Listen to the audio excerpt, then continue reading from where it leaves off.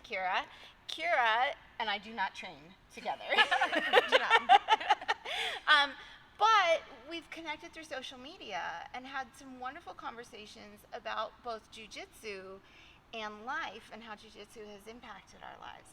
So we wanted to talk to y'all a little bit about it tonight. So let's start. When did you start training? How did you get into training? So, I am a physical therapist, and I started training in, like, beginning of April last year. Okay. And I'm not a purple belt. I bought this rash guard on accident because I was like, oh, what a cute color. Well, it's so weird that they're only offering white, blue, purple, brown, and black. And then I showed up to class, and they were like, why are you wearing a purple rash guard? I'm a blue belt, so we're not there yet, but we're working on it.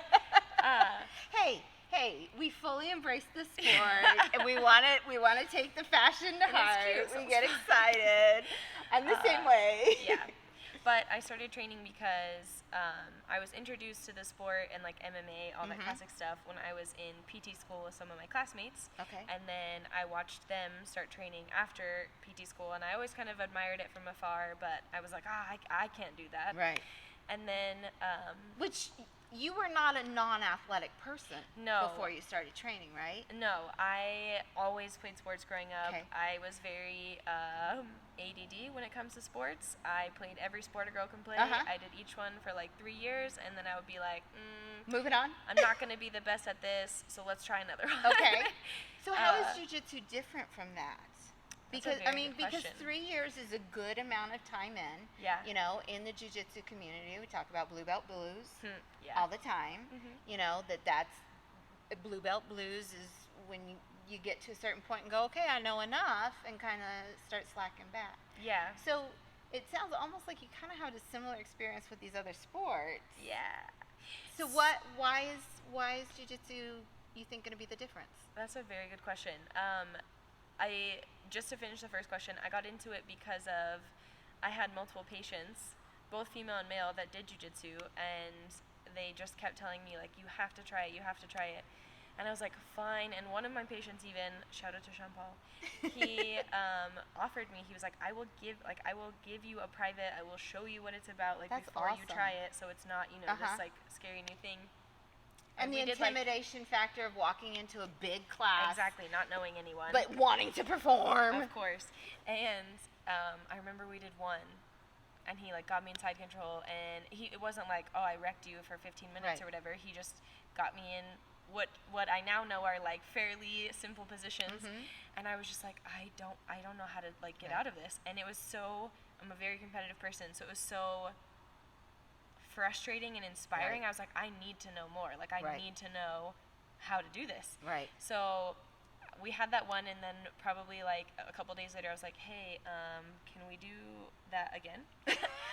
And he was like, of course. And so we did another one, like, a week later, and then after that one, I was like, okay, I think I want to, like, go to class.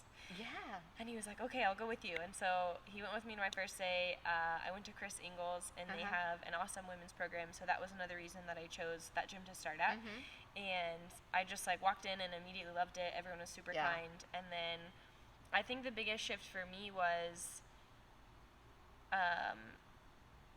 it had a wonderful, like, community aspect. And it was also something where life is crazy and there's so much going on, and especially, like, me, like, running my own business, there's so much thinking to do all the time, and it was a space where I could go, and I literally could not think about anything else except jiu-jitsu, because you focus on what is happening immediately. Exactly. The person in front of you is either trying to put your joint in a position it's not supposed to be in, or they're trying to cut off your circulation, or they're trying to, like, take all the oxygen out of your body. And you love them for it. Exactly. And it's so weird. It's like a sign of respect when people go hard on you, and I was like, I just don't understand, like, any of this, but I wanted to. Right. And I think that's the other thing for me, to answer your second question about how do I know this is something I'm going to be like, invested in long term. Because, like, high school sports, college sports, you have a season, you have a schedule, you have a coach, you have a parent who's also invested in you. You know, and so there's a lot of other people driving that, but now as an adult, as a professional,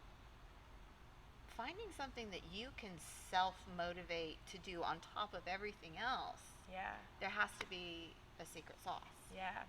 And I think for me, I've always been one of those girls who's like, I'm like, you know, just because I'm a girl, like, I'm strong. I can do it. I have to prove myself. You were on the Powder Puff football team. For sure. Uh-huh. And that was another reason why before jiu-jitsu I got really into CrossFit, and I loved it because I did gymnastics growing up, right. and then combining that with weightlifting, I was like, oh my god, this is my heaven. Right. And even with CrossFit, I still do it, not as actively as I did before, but you do that as your cross training. Yes. For jiu-jitsu exactly. now. And right? It's funny because that's a whole other thing where I've kind of been struggling with, like, okay, what's my identity now as an athlete? Like, if I'm not a full-time CrossFit athlete, what am I? And right. I'm now a full-time jiu-jitsu athlete who does CrossFit. Uh-huh. But as far as the empowerment part of it, like, that is originally what I found in CrossFit. Like, it feels so good to lift right. weights and be strong and know that I can do this, right. and know that, like, when I have a patient who's like, oh, sweetheart, I can't stand up because I'm too tall and I'm too heavy, like, you can't catch me if I fall. And I'm like, sir, I can squat 240 pounds. I'm confident I can catch you. Like, we're fine. But that also came with a part of, like, this empowerment and knowing that I was capable of doing hard things. Yeah. And the other part of it for jiu-jitsu that was different for me from CrossFit was the ego part, because in CrossFit it's very easy to be like, oh, I can lift this weight, I can do these skills, I can do a muscle up, I can do all this cool stuff. Exactly. Yeah.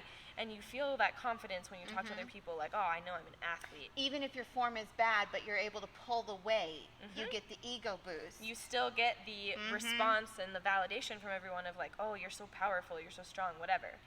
And it's not that I needed those things, but it was a side effect of, like, oh, this feels really good. This is a dopamine response.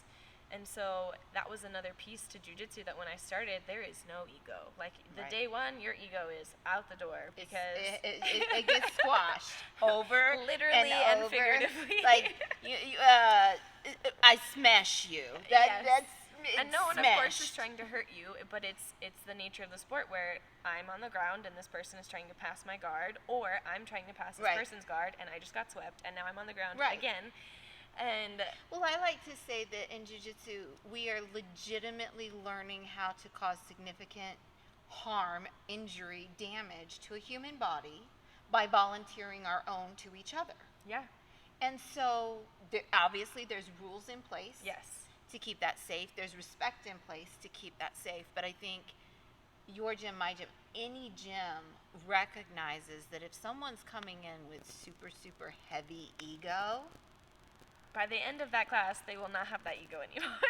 or we don't want them bringing it back. Exactly. Too much because they're reckless. Right. And they're dangerous. We can't work with them to help them grow because we're too busy defending against the ego. Yeah. And I think that was another thing too for me, that I think, everything you participate in has a certain timing in your life for a reason, and I think I found jiu-jitsu at this point in my life for a reason where I had grown a lot as a person from doing CrossFit, and this is a different phase of growth now where it's not about ego and it's not about how strong you are and all that kind of stuff. Now it's about, okay, how can I challenge myself as an individual? How can I grow as a person? How can I learn from these people around me? Like you said, there's so many lessons in jiu-jitsu that translate over to life. Right. And that was another reason too that I chose to compete, because I'm a very competitive person.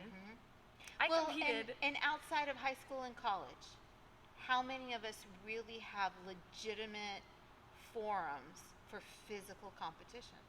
Very rarely, which is why I was so excited when I found another sport that I could compete in outside of CrossFit. And I competed 6 weeks in. So I literally started jiu-jitsu, and everyone was like, there's competition coming up, and I was like, I love competing. So I was like, let's do this.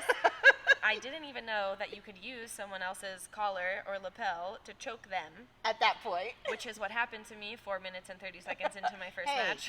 But you made it 4 minutes and 30 seconds.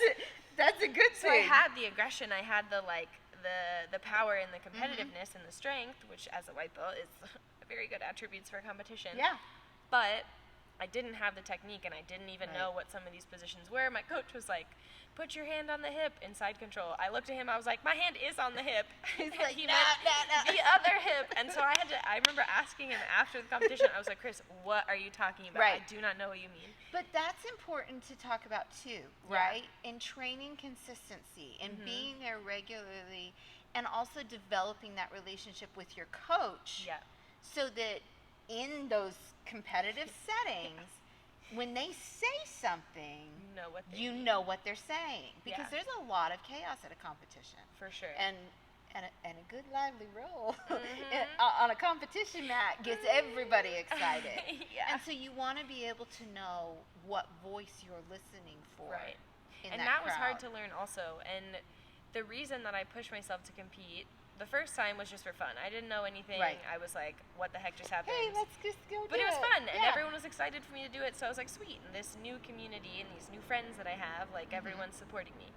And I remember after that, my first competition after that, I was terrified. Like, the week before was so stressed. I think I cried at least one day at least one of the classes in the week leading up, which if that happens to you, it's normal to cry. It's okay. I barely didn't cry after my first match in competition. I held it in, but barely. Yeah, but you got to let it out at some point. And I was just so stressed and all this stuff. And I remember everyone was so excited for me. And I had this fear of letting people down. Yeah. Well, and you knew what the adrenaline dump was going to be this time. Oh, yeah. The first time I had no clue. Oh, yeah. And then after, you're just like, I need to sit down. I can't talk to anyone. I don't know what just happened. Yeah. Like, it's crazy. Let me zone. Yeah. Yeah. But I recognized that even though it was something that was incredibly challenging for me, that was why I needed to do it. Yeah. I needed to do things at this point in my life. This was the phase of growth that I'm in now where I choose to do things that are incredibly challenging. I just turned 28. Thank you. I look so young. You do. But you're testing. Yeah. But you're also developing patterns. This may sound, I don't know, my experience as an ancient 43-year-old, but this is your phase to really kind of establish your adulthood. Yes. Right? Because everything else has been school, preparation for it, kind of start getting into work, now you're really going, okay, this is how I want to be defined as an adult. Yeah. These are the aspects of my life. These are the things that I fill my life with because they make me better. Yeah.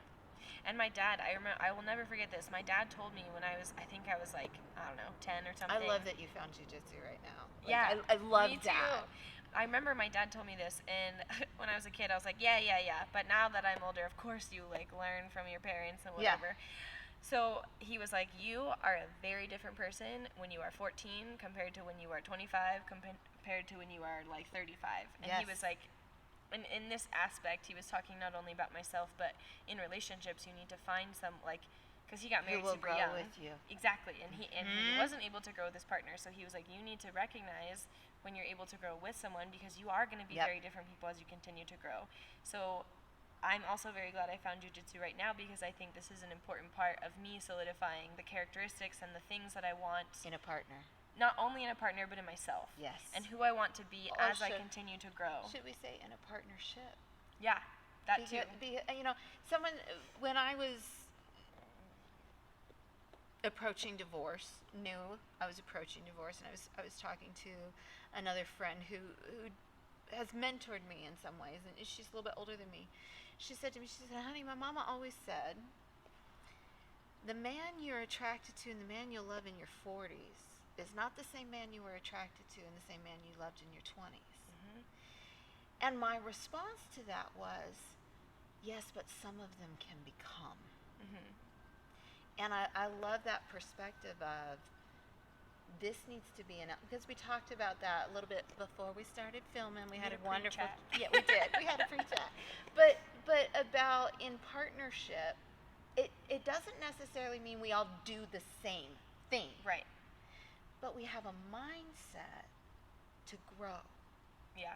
And to do things that make each of us grow. And I think as long as you're growing parallel to each other, that's what matters. Yeah. And that's also like some of the characteristics and the things that I've learned from jiu-jitsu, and it's really cool because I think anyone that does the sport and stays in the sport for a long time, and if you become a black belt, you are forced to, by the nature of participation in the sport, emulate a lot of these attributes that people look up to. Like you are disciplined, you are kind, you are But it all starts with smashing that ego. Yeah. Right? Yeah. With how many other things in life give you as concise accountability as getting choked out? Yeah. I mean, even a test in school, right? Yeah. You can go to the teacher afterwards and say, hey, can I do extra credit? Can I retake? Can I whatever? And there's a lot of ways you can shift from that failure. In a role, if you don't tap, if you're not accountable, there's consequences. Yeah. And nobody's gonna cry for you because if you didn't utilize the options to protect yourself from those consequences. Yeah. I love that. Even though I whine about it. Of course. You're allowed to complain when you participate. Privately to your radio on the drive home. But yeah, I love that you are deliberately really envisioning that, and you're really putting that effort in now instead of I found jiu-jitsu at 40 going. And that's okay too. It is, but it's a very different perspective.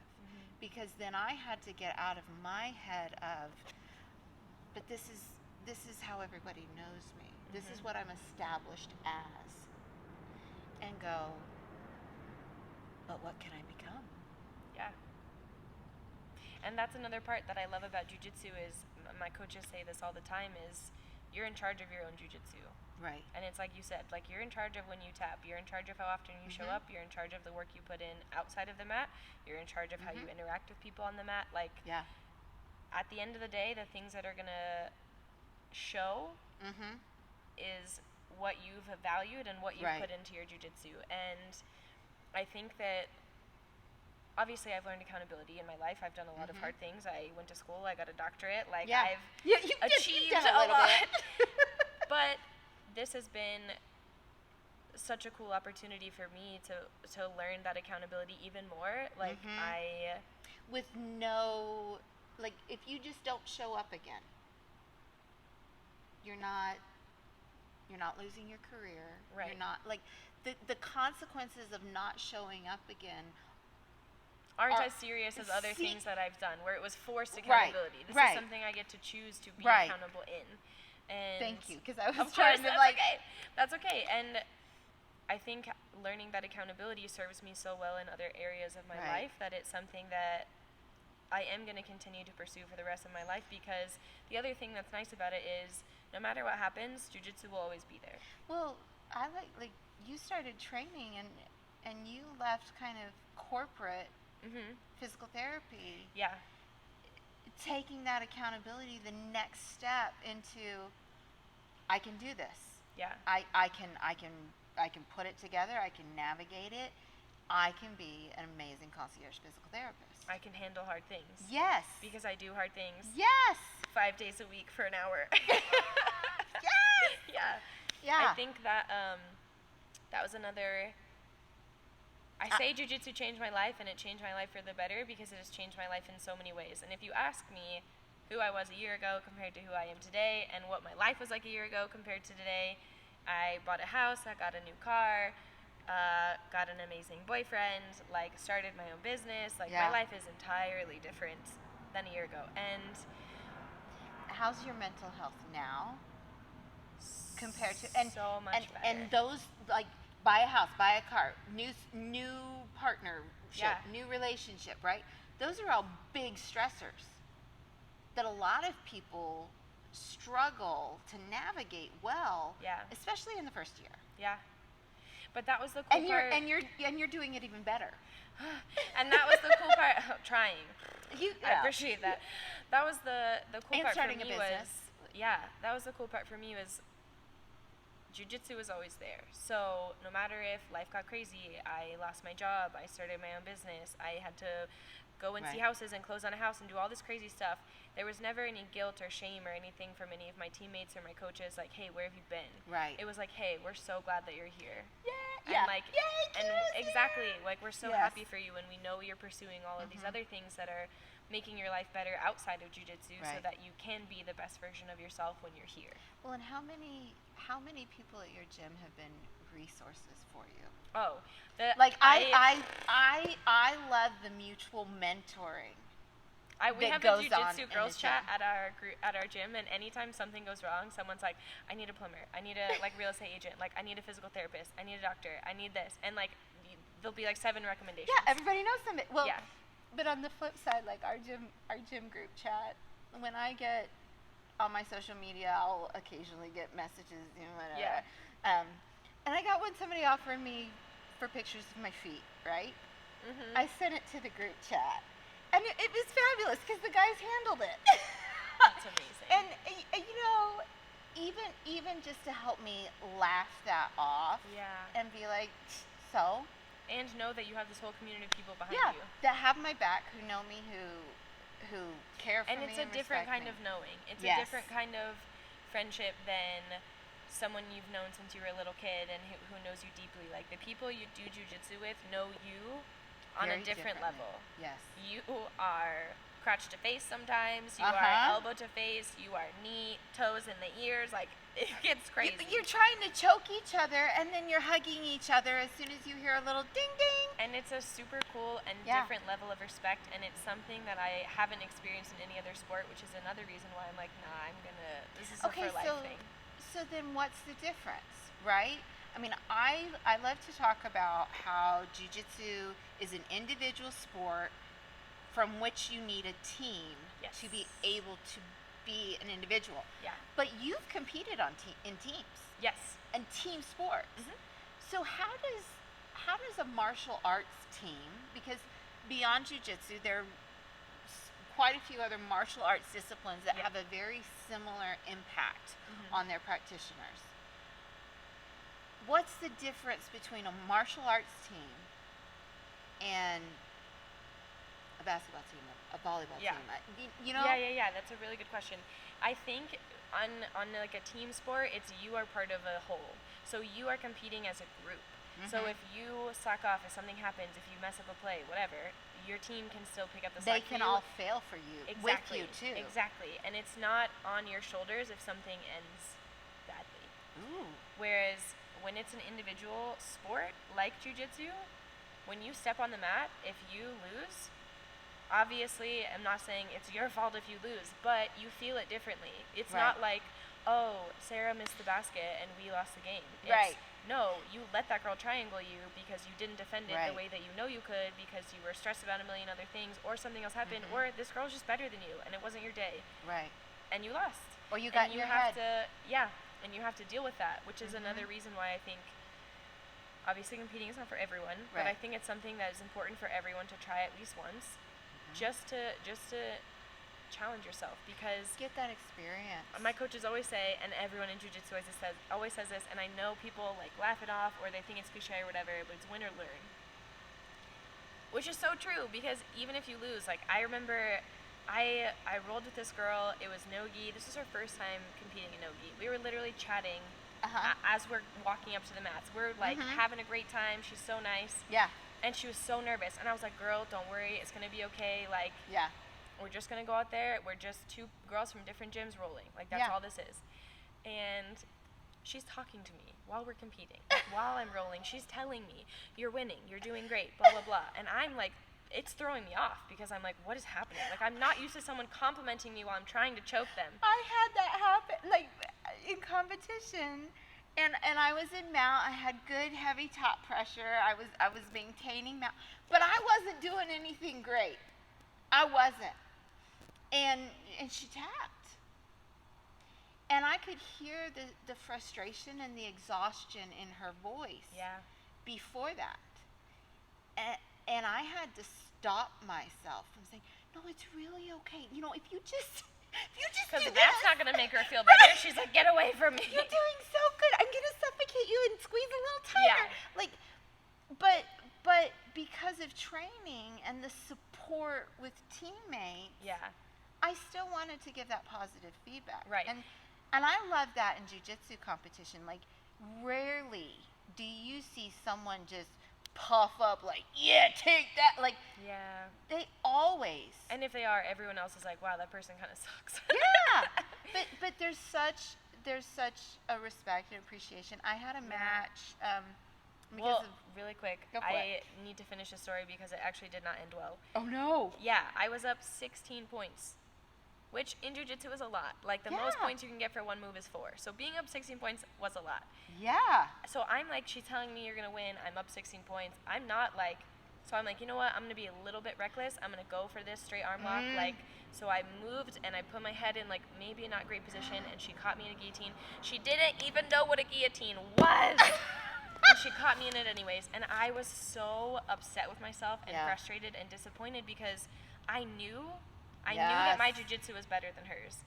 And it was a harder loss for me because it wasn't that I had a really tough match and she was better than me and she beat me. I can accept that. That is not a problem. Right. This was like, hey, girl. I made a stupid decision. You made a mistake, and you lost because of it. Yeah. And I literally went in the corner and I cried. And I was so frustrated with myself that I was even crying because I was like, this does not affect my job. This does not affect my friends. This does not affect my family. People who love me will still love me. And so I was like, why am I crying? Right. And it was like, because you care so much about your own jiu-jitsu, and I care so much about my own journey and my own growth, that it was really frustrating to feel like I made such a hard mistake. And my coach came over, and he was trying to talk to me, and I felt so bad. This poor teenage boy comes over, and he's like, hey, you have a minute. And I'm looking him like through tears. I'm like, what? And he was like, you're up in a minute. And because I had to fight for third. I had another match, and I completely forgot. I had no idea. I was ready to go. Like, I was like talking to my boyfriend. I was like, hey, grab our stuff. Like, I'm leaving. I'm done. Which also is like another part where it forces you to really address things and look at yourself and be like, okay, who am I when I lose? Because that is just as important as who you are when you win. So and how often do we lose in life? Like, how often do we have disappointments or failures? And how you handle it matters. Yes. Which is also why I was frustrated with myself for crying, because I was like, you should not be reacting like this. You should not be reacting like a kid that just got a toy taken away from them. Right. Like, so I was like, obviously I wasn't actually going to leave. I was just so frustrated that and it's only you. And that's the part. My coach came over. He was like, hey, it's okay. Like, you were up, you were winning. Like, we know that you like could have won that. Like, it's okay. This teenager comes over, he's like, it's time for you to go. So I'm like so disoriented. I have no idea what's going on. I'm not prepared for this match at all. I was like, I don't know what's going to happen. And my coach comes up to me, he goes, hey, forget about the last match. F this girl out. I was like, deal. So I go out. We go. I judo throw her on the ground. I end up taking her back, choking her out within like 45 seconds. Apparently, that girl's coach complained to my coach that I was sandbagging because I was still a white belt. Yeah. But I had all of this like pent up frustration, and I felt bad for the girl because I took it out on her. But I was like, I need to let go of this somewhere. Yeah. So I ended up winning third, and my coaches were really sweet. They were like, thanks. They were like, just so you know, like, we are confident in you and your jiu-jitsu, and like we know that you could have won, like, had things worked out differently. So don't feel like you did anything wrong. Like, quit because of this. Yes, and that's the other part of jiu-jitsu where you were mentioning what's the difference, where it's a team sport. Like, that's the difference for me is. That was entirely me, and it was all individual, and I felt all of that on my shoulders, and then I had this team to come back to who were like, hey, you got to this point in training not only because of your own work and investment in the sport, but because we roll with you every day. Yeah. So everyone in jiu-jitsu makes each other better by rolling with each other and pushing each other, and the girls at my gym and the guys at my gym are incredibly talented and like hard rolls. So I'm like, that's the other reason why I was really frustrated, because I was like, I've had way harder rolls with than this. I know what I'm capable of. Exactly. And they know what I'm capable of. Exactly. But that the root of all of that also was why I started my business, because I was like, if this is a team sport, which it is, my goal is to keep everyone on the mats. Yeah. And keep them healthy. So if I can keep everyone on the mats, then we all continue to learn and grow and get better, as opposed to everyone like having to sit out individually or being out for this or that. Well, and what a difference. Let's just say, the basketball team, right? Mm-hmm. Everybody on that team knows that we as a team lost because Sarah didn't make that basket. Mm-hmm. So maybe they'll be nice and not talk to Sarah on the bus ride home. Right. But she's feeling that. Yeah. And she's feeling the weight of everyone's disappointment for their personal loss on her shoulders. Yeah. Versus in jiu-jitsu, your team will go to competition. Some people will come home with medals, and some people will come home with lessons. And everyone shows up on Monday, and nothing's different. But everybody walking out, nobody's like, that one screwed it up for us. Yeah. It's like, hey, we'll get this next time. We'll see you on Monday. Everyone also understands how hard it is and how much you have to, how brave and courageous you have to be to even go to competition. So I've never, ever had a teammate or even people from other schools criticize me for a loss, and I've never heard any of my teammates criticize anyone else for a loss, because it's like the fact that you even showed up and competed speaks volumes. Well, so when I did one tournament, and then I'm getting back into it, but I had a fall. Anyway, but at my age, as a white belt, especially, well, at all really, it is hard to get a lot of good competition, and so I select that I'm willing to go up or down in weight, up or down in age. Like in all categories, I'm willing to go up or down. So guess what? I didn't have any matches in my actual category. And I even had one match with a blue belt, and I was a white belt. That's a big difference. She was 10, and she was up a weight class and down 20 years. So she's in her early 20s. I'm in my early 40s. She's 10 pounds heavier, which is a lot. And a blue belt. Do jiu-jitsu. And a blue belt. And she armbarred me in a minute and a half. I did get 6 points on her before that happened. I was a little bit proud of that. Yeah. She did armbar me in a minute and a half. Yeah. And as we were walking off the mat, she shook my hand and she said, "Thank you so much for the opportunity." And my ego popped up at that. Like, my ego was like, "What? Oh, you just wanted to beat me?" Yeah, thanks for the training role. Right? Yeah. I've seen her in competition since. I've watched her compete since. She was not in any way being disrespectful. Yeah. She was legitimately saying, it was a genuine, "Thank you for being willing to give me the opportunity to have this experience." Because had I not stepped on that mat, she would not have been able to compete that day because there was no one else for her to compete against. Yeah.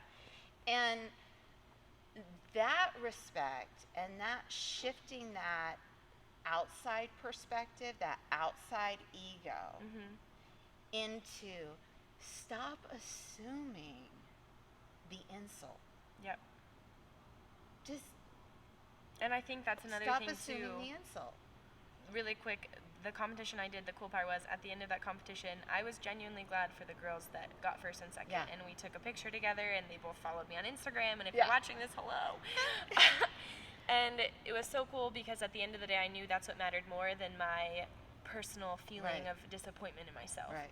And that's another thing too, like as women, our natural instinct is not to build each other up and not to compliment each other and not to want someone to do better than you. It's to compete.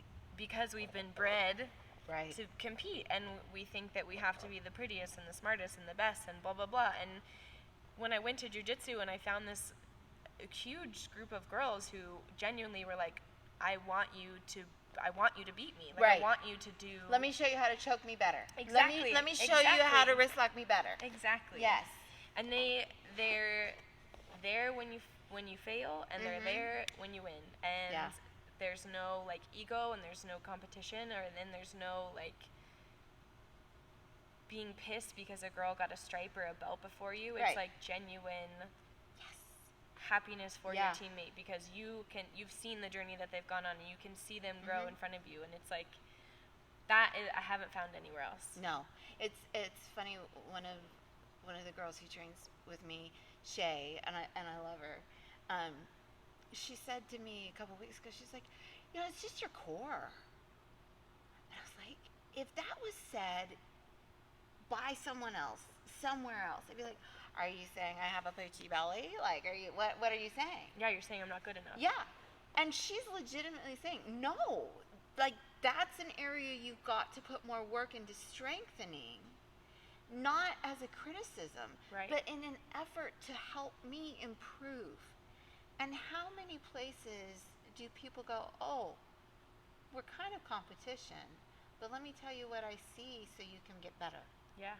Not too many places do that anymore. No. And not too many environments. I've had girls I have girls in my gym that, like, we're technically in the same weight class and the same belt and everything, so if we were to compete, we would be competing against each other. And there's still that, like, let me help you refine this technique. Let me help you do this better. Let me help you get better, because if you get better, then our rolls get harder, then I get better. It's like, we all grow together. How does it impact the way you welcome a new person onto the mat? That's another thing that I love about not only the sport but my gym specifically, is that something that they're very passionate about, is making sure that every person that walks in the door, A, gets greeted, and B, like, people ask your name, everyone says hi to you. It's like, we want you to recognize that this is a place where we want you to come back. It's not something where it's like, oh, welcome, you're about to be fresh meat, you know what I mean? It's like, oh, yay, we get to smash the new one. Yeah. But how do we give them an authentic experience, an authentic challenge, and say bye, and remember their name. Yeah, but also give them that empowerment of, hey, you got challenged today, and you dealt with it. And when you come back, everyone's so overjoyed to see you, because the amount of people that come to one class and don't come back is unfortunately high. But that's been the cool part too. Is I do this, and other people in my gym do this too, where it's like, I can tell when someone is really frustrated or a roll is really hard. And the cool part is, like, as you participate in the sport for longer, you finally learn what a flow roll means and what it means to, like, and you're able to roll with someone who's new and not destroy them as a person, and and actually help them in order to feel that sense of accomplishment for yourself. Exactly. And because that's why it's done. Yeah. In training, that's why it's done. Yeah. And that's another thing that I'll even talk to people. I'll be like, hey, I know this feels like crap right now, and I know you're super frustrated, and I know you feel like you don't know anything, and everyone just tells you, just try and get side control, and you don't know what side control means. Or you don't know what to do with it once you get it. Yeah, you're like, cool, I got here, and we have 4 more minutes, now what? But that's even just acknowledging to that person, like, hey, I have been where you've been, it gets better. Trust the process. Like, even if you don't know what to do right now, what is your instinct telling you? What would you want to do if you weren't concerned at all about technique? And I think that's where you see people start to, like, light up and grow, and you see what people's natural tendencies are, and that helps you help them as an athlete, because you're like, okay, you tend to do this. You might be more of this. You might be better at this. Like, these might be your strengths, and let me help you grow those. Or, you know, I've had teammates who are like, hey, this is something I struggle with. Will you just hold this position for me? Will you just maintain this position? Make me work out of it. Yeah. And how many people say, hey, would you just hold me down and torture me until I figure out how to get out? I'm going to get super frustrated, and I might be mad at you, but I'm asking you to do this. I'm asking you to do it. Yeah. And the bond that forms because of that. Yeah. But also the self-respect that I can actually ask my friend to help take me to a hard place for me. And know that she's going to be with me through it. I had one of my teammates. That they're going to help me. And, you know, you said something that I've started asking more and more with my training partners and when we roll. I'm getting better at not feeling like I have to just my way through. And I'm starting to say things like, how was my decision making? I know it wasn't perfect, but how was my decision making? And shifting, right? Like, physicality will come. Yeah. Athleticism will come. Capability will come. But can I, without all of those things, sit here and talk to you about why did I make that stupid decision to rush right into your guard every time? Yeah. Why do I keep putting my hands out? Yep. And getting triangled or getting, you know, your decision making is something that you can affect without needing the athleticism, physicality, or technical ability. Yeah. You can affect the decision making. Right. To start gradually making better decisions, arm placement, hand placement. No, I'm not sure where I want to go, but I know I don't want to do that. Yeah. You know, I mean, I backed into a triangle. I have rolled into my own back being taken multiple times. Yes. You know who you are. But that's why we say the first thing that has to die on the mat is the ego. Yeah. And that's funny that you mentioned that, because one of my good friends, Lauren, who I train with, I remember there was a period of time where I did something similar, where after every roll I would ask people, I'd be like, okay, what can I do better? Or what mistakes did you notice that I continually was making because I'm not aware of it? Right. So I need you to help me become aware of it so I stop making those mistakes. My instincts need to get better. Exactly. And there was one day where Lauren and I were about to roll, and she was like, is there anything you want to work on? And that's something that I try and ask with people too. Is there anything, like, do you want to work on passing? Do you want to work on guard? Like, is there anything I can do to help make this roll better for you? And I told her I wanted to work on passing because I had been focusing on guard for a while and I wanted to switch back. And this girl, I love you, but I hated you in that moment. She was like, all right, here's what we're going to do. You're just going to try and pass my guard for 6 minutes. And every time either you pass or I sweep you, we reset. And that is so helpful, but so frustrating. Those were the worst 6 minutes of my life. And I was so grateful to her at the end of it. And even during it, I was like, I hate you right now. And she was like, I know, that's okay. Yeah. She was like, you have to do this. And I was like, I know that. And I'm frustrated, but I'm going to do it anyways. And I was so glad at the end of it. I was incredibly frustrated, but that's what makes you better. And that's another part of the sport where it's like you need those people in your life that are going to call you out on stuff, that are going to keep you accountable. And that's true not only of the sport, but in life in general. But they also are saying, I'm willing to give all of my strength, all of my capability. I'm giving up this role to help you get better. Yeah. Now, she got the benefit of great work on guard retention and sweeps too. Right. So there's a give and take in that dynamic. But had she not been willing to do that, both of you would have missed out on the growth from those 6 minutes. Yeah. And 6 minutes can really change your game. Feels like a lifetime. Like that. Yeah. Okay, I know that we're short on time because we pre-chatted. Started late. But I wanted to talk about, with being a physical therapist, how does that impact your jiu-jitsu practice and vice versa? Yeah. So I actually started my practice because I started jiu-jitsu and I walked in and it was one of those things, as soon as people find out you're a physical therapist, they're like, oh my God, thank God. My shoulder hurts, my toe hurts, my back hurts. I've been dealing with this funky elbow thing for a long time. And I'm like, okay. And I love helping people, which is why when I started going to class, like, I was one of those crazy obsessed people who started going to class and then went to class every single day for the next couple months. And I realized there was such a huge need in the sport for help and for physical therapy, because not only is jiu-jitsu a very physical sport, it's a fairly, in the grand scheme of sports, it's not that old, but it comes from a long lineage. So it does.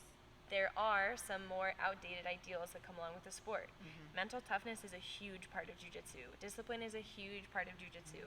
And but with sometimes that is the refusal to acknowledge injury sometimes. And sometimes that gets mistaken, mental toughness gets mistaken for, I just felt this really loud pop and my knee's kind of painful, but I'm going to finish this roll and I'm going to do 6 more rolls. And then I'm going to call Kira in 3 days and be like, my knee is the size of a cantaloupe and I don't know what happened.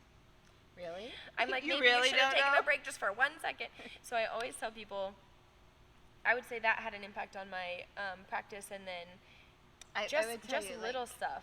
So Two Strike Mike is the physical therapist who I train with. And there was a point I was like, I keep jacking my toe up, and I couldn't tape him well, and I just kept, and I said, what can I do? And he's like, stay off it for 2 days. And I was like, no, but really, like what else? Yeah. And he's like, stay off it. And once we're hooked, that seems like torture too. Oh, it's hard. So you also help people learn how to roll safely. Yes. As they're recovering. Yeah. Too. So I would say the biggest things for me impacting my practice as a PT and as a jiu-jitsu athlete is I always tell people, if you feel something pop, if you are not sure if something is painful or not, it doesn't matter if there's a minute left in the roll, if there's 5 minutes left in the roll, sit out for that roll. Right. Don't finish the roll, because your adrenaline is so high that you won't feel if something is truly painful. take the rest of that roll. If it's the end of the roll, sit out the next roll. Give your body 5 minutes to tell you if something is seriously wrong or not. Yeah. If you're not having severe pain after that, you're okay to probably finish the next rolls, but don't go hard. And that's huge, is communicating with your rolling partners, right? Like, don't be afraid to tell people this hurts or this is sore. Like, please don't attack this. Or to say straight up, can we flow? Can we go light? Yeah. Like, I just want to keep moving. Right. But and the biggest thing that I found for me in that, when I ask for that, is that I got to manage my own aggression. Right. Because if you tell someone you want a flow roll and then you start going ham, they're going to be like, this is not a flow roll. And they're going to take you down. You're building up the intensity. And they'll respond. They will respond accordingly. They will escalate with you. Right. And so that's a huge part too. Again, just that internal, if I want to keep moving, I can. If I'm new, if I'm intimidated on the mat, I can. I just need to communicate that with my training partners. And your training partners should always be understanding. And I've never had a situation where I was like, hey, I'm not sure if this is something potentially serious or not. Like, I'm going to sit out the rest of this roll. 9 times out of 10, your partner will stop before you do if they hear a pop. Because they're going to be like, are you okay? Well, Did something bad just happen? I joke that I'm a squeaky toy on the mat, right? Like, my hospitalization in December and kind of coming back from that, I respond a lot more vocally. Yeah. And I've noticed that I'm making teammates hesitant. Because they hear you make this sound that they're like, that sounded like pain. Are you okay? And it's absolute friendship. Yeah. It's absolute respect. It's absolute trust. Yeah. They don't want to hurt me. Right. Because they're so glad I'm back. And I'm so glad to be back. Yeah. You know? And so I think that, like, if someone out there is watching this who doesn't practice and is maybe intimidated to practice and is afraid of being hurt, right?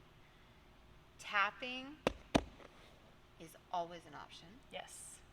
Communicating with rolling partners, with training partners, with teammates is imperative. And you can be in the middle of a roll, tangled up in a weird position, and say, hey, stop. 1 second. Yeah. I need to adjust. My knee's in a weird angle. It doesn't feel great. I'm going to pull my leg out, and then we can continue. No one will ever be like, nope, we're going to continue. Right. or if they do, just tap, reset. Yeah. Right? And I think that so many people who see this sport, once they're kind of, because we started talking about how this is becoming an established part of who you are as an adult. Yeah. And your adult life, however, whatever that means. Yeah. But for people who are kind of already in a track and are afraid to risk the security, stability of whatever their life is, to start training in something that they perceive as aggressive, perhaps violent. I don't see it as violent. My daddy always said there's nothing wrong with a little good, clean violence.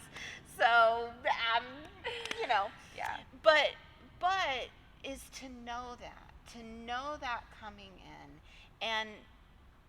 and to look for and find or feel the right gym with the right instructors, coaches, whatever, for your personal risk threshold. Yes, because everyone's gonna mesh with people differently. Everyone's gonna find their tribe, for lack of a better word, in a different place. And I had a girl that I actually just got promoted with, and she's been training for 2 years, and she hated it at first. Like, she had so much anxiety towards it. She did not like being that close to people. She was very stressed about, like, she's not an aggressive person. And it's so cool to see her grow and transform because she pushed herself to keep going. And she wrote a long post about it, basically just saying, like, I'm so glad that I did this, and I'm so glad that I did this for myself, because it forced me to deal with all these feelings of anxiety and stress and all this other stuff. And now I'm not afraid to be in close quarters with someone, and now I'm not afraid to be aggressive if I need to. Like, I know that I'm capable of these things now, and I'm stronger than I thought.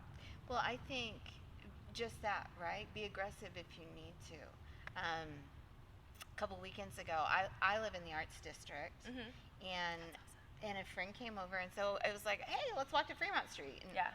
I have a spot in my parking garage, so I was not going to drive 3 blocks and pay for parking. It just wasn't. Yeah. But we're walking along, and we were kind of in a quiet part. It can get sketchy. and a guy on a skateboard kind of seemed a little sketchy, whatever, started talking to us. And, in the past, I would always kind of try to politely just keep moving or, This time I answered him calmly, firmly. No, we're not interested, this and that. And he started walking towards me, right? Mm-hmm. Now, before social rules, whatever, I would have just increased my pace. Right? And hoped he got the hint. Yeah. I turned around, I faced him head on. I said, I don't want you getting that close. You need to back away now. Because I now have a very real understanding of how close they can be and get their hands on me. Mm-hmm. And 3 feet is way too damn close. Yeah. For someone I don't feel comfortable around. Yeah. Right? One of my favorite podcasts, the thing they say all the time is fuck politeness. Right. You do not have to feel this need to be polite to strangers if they're making you uncomfortable. But training has given me a greater understanding of that. Yeah. And a greater confidence and willingness to vocalize, I don't like you in my space. Yeah. You learn how to continue to stand up for yourself. And to project that. And he immediately, like, it shocked him that I would call him out on crowding us. And, just like you said with your friend, what would her reaction have been, anxiety-wise? Before she started Before jiu-jitsu. training. Mm-hmm. And just because she clearly had a heightened understanding of danger. Right. But is it... It's different also when you faced it. Like, yes. And obviously there's not guns or knives in jiu-jitsu, but someone being on top of you and trying to choke you is a very real and in front of your face danger. And that's something that unfortunately people have to deal with in life or hold sometimes. You down. Exactly. And facing that fear and knowing how to handle it and knowing how to work through it and having some 200-pound dude laying on top of you where you can't breathe and having to calm your nervous system down and deal with that and know that... And engage your brain. Yeah. And to go, where am I stuck? Yeah. What can I do in this situation? I can't panic because that's just going to make it worse. So what can I do to get out of this position? And having had the opportunity to practice that many times, I feel much more confident in life that, God forbid, something like that would ever happen, I would know what to do. Right.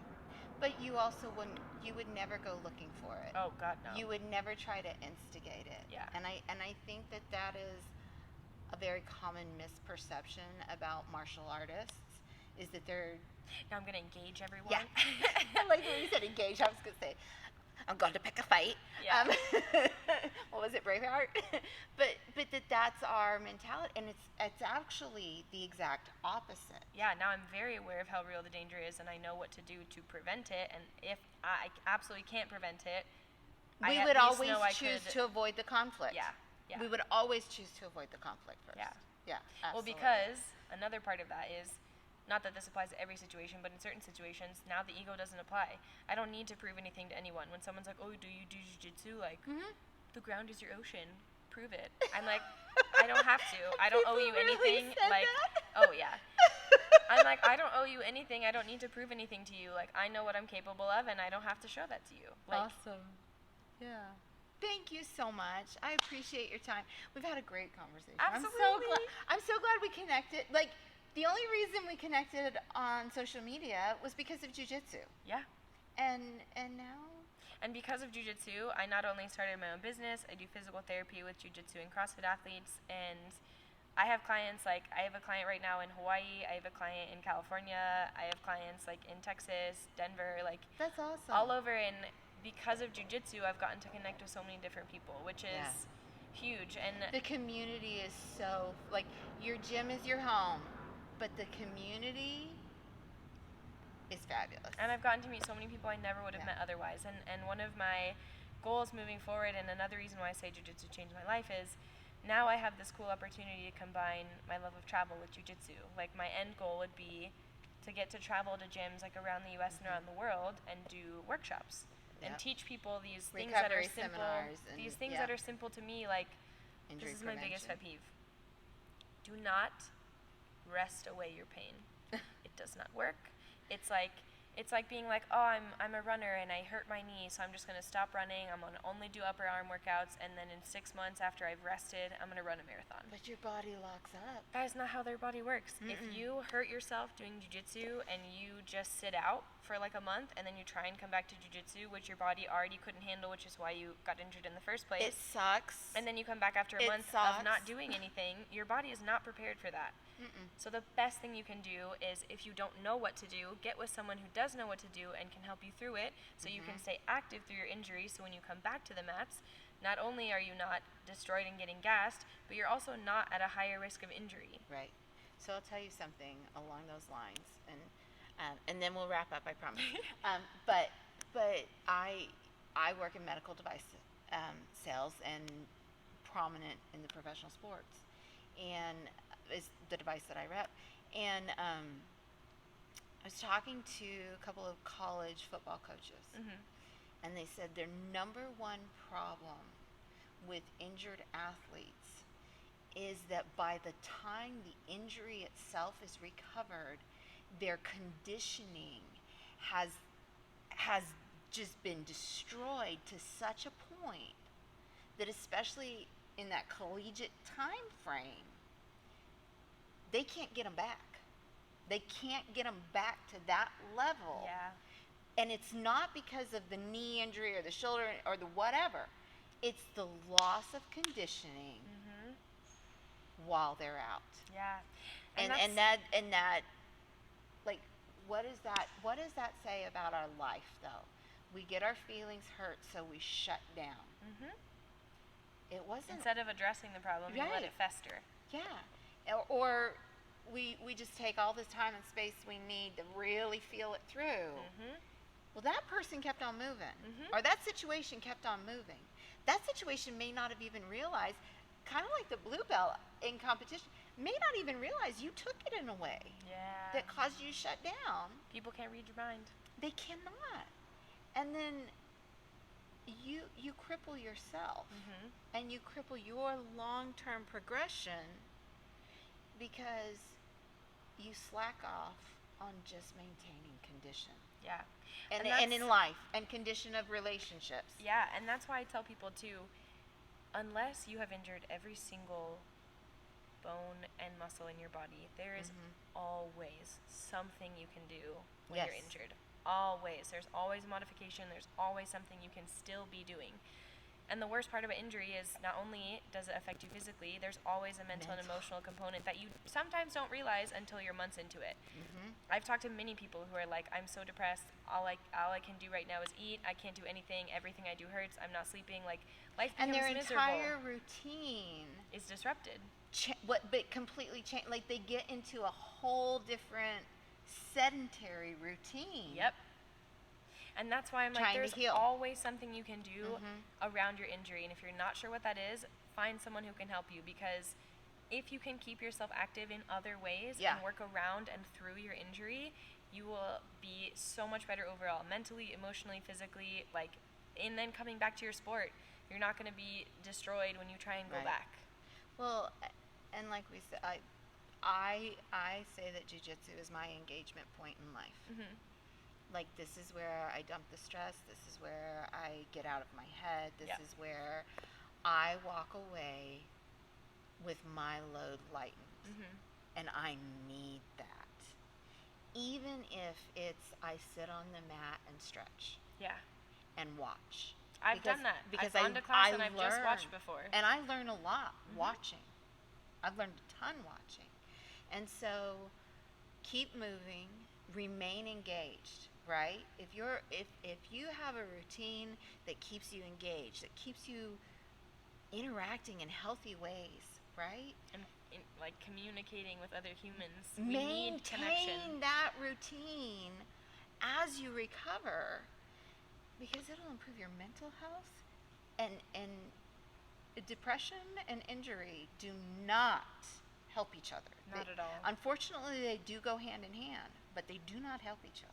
And that's why I know it's hard too. Like, I've had friends that were injured and they went to class and they just watched, and it's also hard to sit there and watch, but it's even harder to do nothing and just sit at home and wonder, oh, I wonder what my friends are doing at jiu-jitsu right now. You could still be there, you could still be interacting with them, and still be learning the moves. But don't you find that somebody, even doing that, they'll kind of crawl out on the mat and be for like, sure. well, not just That's why the this, people that do that, I'm like, don't bring your gi, don't wear a rash guard, don't wear anything that could remotely allow you to roll. Indicate that you're up for wear grabs. Jeans. but you still do. You still, and these are your people. And some of us are a little nutty, but I like the nuts. They're some of my favorites. Thank you so much, Kira. I appreciate it. All right, y'all. Whether you want to roll or whether you just want to do your own hard thing and let it connect you to your life in better ways, let's roll. Keep Get after it. On the roll.